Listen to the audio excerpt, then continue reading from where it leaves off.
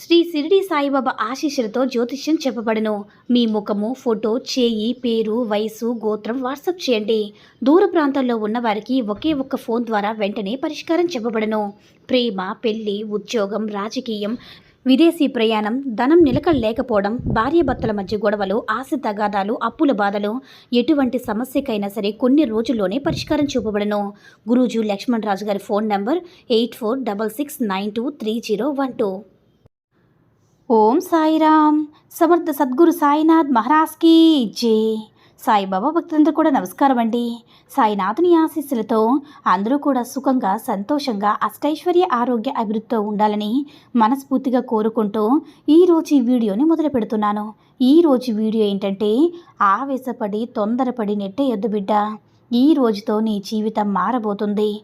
ఊహించిన శుభవార్త నీ చెవిన పడుతుంది. అదేంటో వెంటనే తెలుసుకో అని మన బాబాగారు అయితే ఈరోజు మనకి చాలా చాలా అద్భుతమైనటువంటి సందేశంతో అయితే మన ముందుకు వచ్చారండి.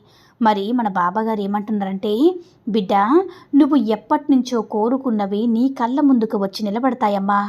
ఇవి ఒట్టి మాటలు కావు, నిన్ను సముదాయించే మాటలు కాదమ్మా.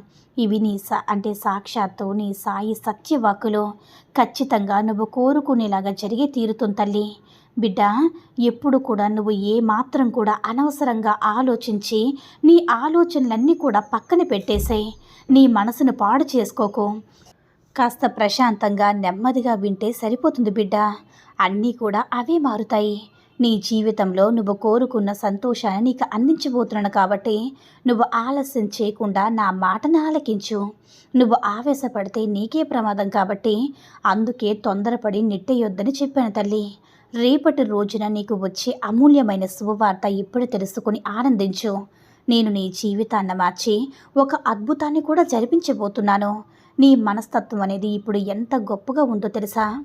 అందరితో ప్రేమగా మాట్లాడుతూ అంటే ఎప్పుడు కూడా ప్రేమతో మాట్లాడుతూ ఉంటావు. అబద్ధాలను అస్సలు మాట్లాడవు. ఏది ఏమైనా సరే నిజం నిప్పులా మాట్లాడుతావు. అందుకే నీకు ఎక్కువ మంది శత్రువులు రోజు రోజుకి పెరిగిపోతూనే ఉన్నారు బిడ్డ.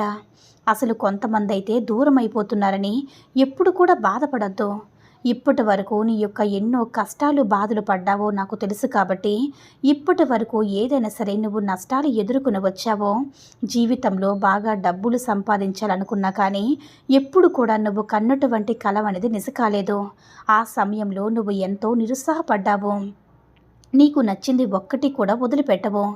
బరువు బాధ్యతలు ఎంతో ఎక్కువగా ఉన్నాయంటే దానికోసం అహర్నిశలు కష్టపడుతూ ఉంటావు. ఎంతైనా సరే కొద్దిగా ప్రతిఫలం అనేది దొరకట్లేదు కదా. మంచి జీవితం అనేది కూడా నా బాబా నాకు అందించడం లేదని కుమిలిపోతూ ఉంటున్నావు కదా. అందుకే నువ్వు ఈ రోజున వినబోయే శుభవార్త పూర్తిగా మార్చే గొప్ప వార్త బిడ్డ. ఎలాంటి ఆటంకం కూడా నీకు ఎదురవ్వదు.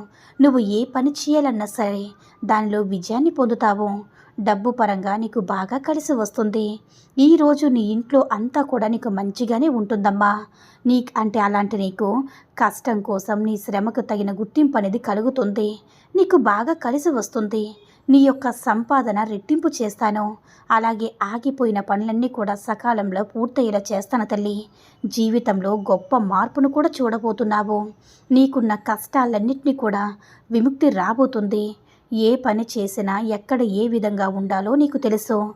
ఏ సమస్యలు కూడా ఎలా పరిష్కరించుకోవాలో నీకు తెలుసు. మరి ఎందుకమ్మా నిరాశపడుతున్నావు? నువ్వు ఎక్కడ ఎవరిని కూడా మోసం చేయవు. నీ చుట్టూ ఉన్న వాళ్ళు మాత్రం నిన్ను మోసం చేస్తూ ఉంటారు. నీకు ఒక మంచి భవిష్యత్తు ఉంది. మనసుకు ఎప్పుడు కూడా ఆ భగవంతుడు మంచే చేస్తాడు తల్లి. కష్టం కలగకుండా చూసుకుంటాడు. ఎప్పుడు కూడా నీకు మాటిచ్చాను కదా, సంపాదన కూడా రెట్టింపయ్యేలా చేస్తాను.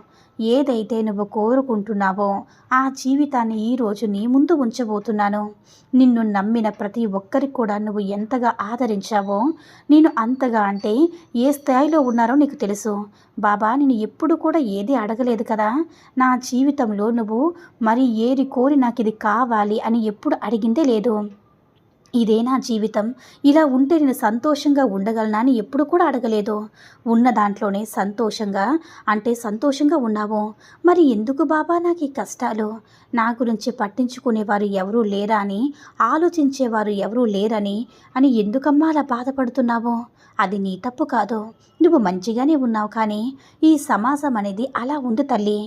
ఎవరికి ఏ సాయాన్ని అందిస్తే వారు బాగుపడతారో, ఎక్కడ వారు సంతోషంగా ఉండిపోతారో, ఎక్కడ వారి దగ్గర మనం ముందు అంటే మనకంటే వాళ్ళు ఎక్కడైనా కించపరుచుకుంటారేమో, ఎవరికి వారు స్వార్థంగా పెరిగిపోయి ఎవరి బ్రతుకు వాళ్ళు చూసుకుంటున్నారు. మరి నీ గురించి ఎవరు ఆలోచిస్తారు చెప్పు?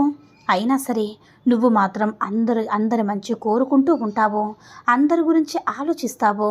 నువ్వు చేస్తున్నటువంటి పని ముందుగా నువ్వే చెయ్యు. దానిలో నువ్వు రూపాయి లాభం అనేది వచ్చిన తర్వాతే అందరికీ చెప్తూ ఉండు తల్లి. ప్రతి దానికి కూడా అధికంగా అందరినీ నమ్మిస్తూ ఉంటా బిడ్డ. టెన్షన్ ఎక్కువగా తీసుకోకు, ప్రతి దానికి టెన్షన్ పడకు. ఈరోజు నీకు అధికంగా లభించబోతుందమ్మా. నా అనుగ్రహం అనేది నీకు లభించబోతుంది. ఇక అన్నీ కూడా నీకు అనుకూలమైన రోజులు, మంచి రోజులే. సంతోషంగా ఉండబోతుంది. ఇప్పటి వరకు ఎన్నో రకాల దుష్టశక్తులను కాపాడుకుంటూ వచ్చాను.